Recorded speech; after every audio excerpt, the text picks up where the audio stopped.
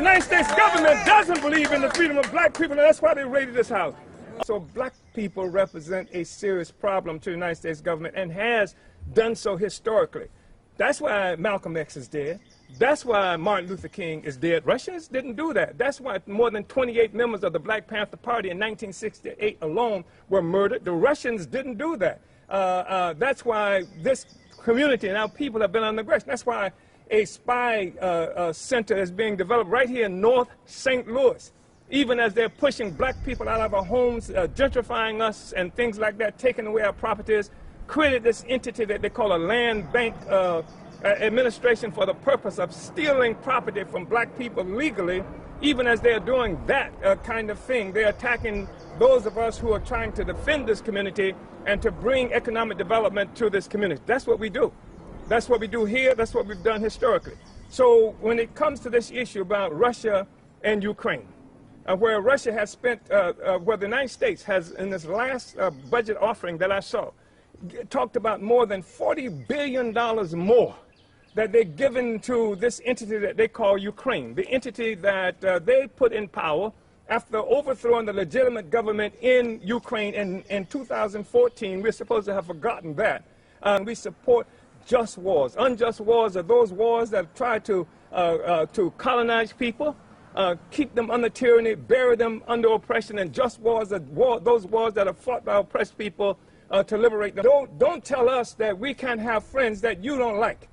Because the fact is, the friends that we have were people who would be opposed to murdering people in Palestine, murdering people in North St. Louis, murdering people in Afghanistan, murdering people in Syria. We would be opposed to them. And so anybody who would stand up for the liberation of those people, we're on their side. You don't have to be a Russian or anything like that. One. Secondly, yes, I have been to Russia, but I've also been to South Africa. I've been to Ghana. I've been to various other places in Africa. I've been to Nicaragua. I've been all kinds of places where oppressed people are organizing because black people need not to be isolated. And that's what this government would do. They would have us isolated, assuming that there is nothing that we can turn to except Joe Biden, who turned loose 100,000 policemen in the street with his omnibus crime bill that's probably killed Mike Brown. And the Russians didn't kill Mike Brown, by the way. Nobody said a Russian did that. That was an American domestic soldier that they called the police that killed Mike Brown. So you want me to hate Russians? And no, I don't hate Russians, but I hate those people who killed Mike Brown, and I hate the institutions that's responsible for that. So I wanted to say that. And to be clear about that, I'm not unabashedly I'm an unabashedly black man, an African that's committed to the liberation of black people, the African and all the other oppressed peoples on the planet Earth. And the only thing we do is fight for black people, black power. All you got to do is walk through North St. Louis and you can see the changes that we brought here as a party for black people. And the government is opposed to that, and that's why we are under attack, and also because they see us as pawns that they can use in this propaganda war against Russia.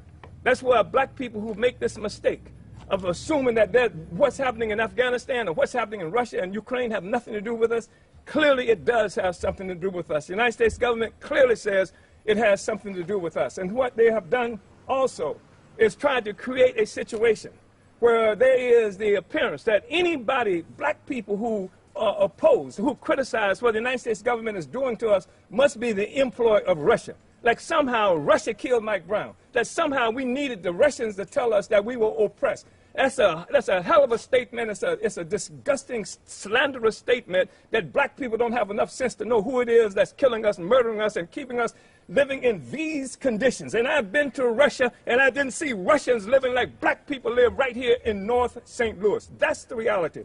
So I wanted to say, you got Paul McKee, who is a land thief, who works with the land, the land, what is it called? Reutilization authority that steals property legally from black people. They use taxes and code enforcements and things like that. They've stolen thousands of properties. And they put them in what they call a land bank.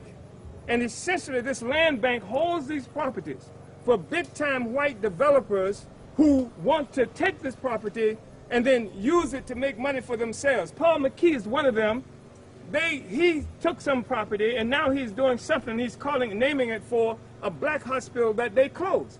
with the T4 plan. Team 4 plan. You familiar with the Team 4 plan?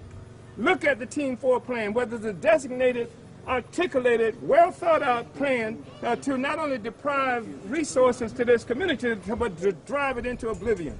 This is what's happening in St. Louis. This is what's happening in America. And the other thing I want to say is this. The U.S. is concerned because no African country, no country in Africa has united with it in the United Nations in the attack on Russia, and black people and most of the people around the world do not go along with it. That's why they took this basketball player who got caught in Russia with drugs, arrested with drugs in Russia.